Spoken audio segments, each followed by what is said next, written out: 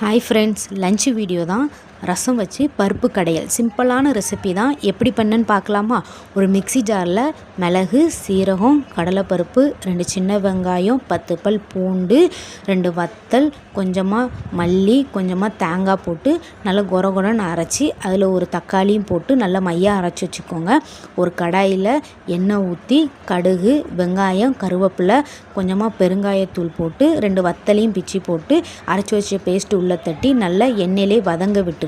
வதங்கினதுக்கப்புறம் கொஞ்சமாக புளிக்கரைசல் ஊற்றி தேவையான அளவு தண்ணி ஊற்றி கொஞ்சம் மஞ்சப்பொடி, உப்பு போட்டு கொதி வரவும் மல்லி இலை போட்டு இறக்குனிங்கன்னா சுவையான ரசம் ரெடி.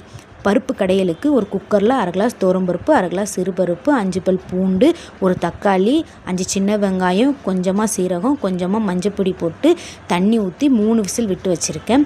ஒரு கடாயில் கொஞ்சம் எண்ணெய் ஊற்றி கடுகு, வெங்காயம், கருவேப்பிலை, வத்தல் போட்டு வேக வச்ச பருப்பையும் உள்ளே தட்டி கொஞ்சமாக உப்பு போட்டு காரத்துக்காக வத்தப்பொடி போட்டிருக்கேன். பிடிச்சிருந்தா ட்ரை பண்ணி பாருங்கள்.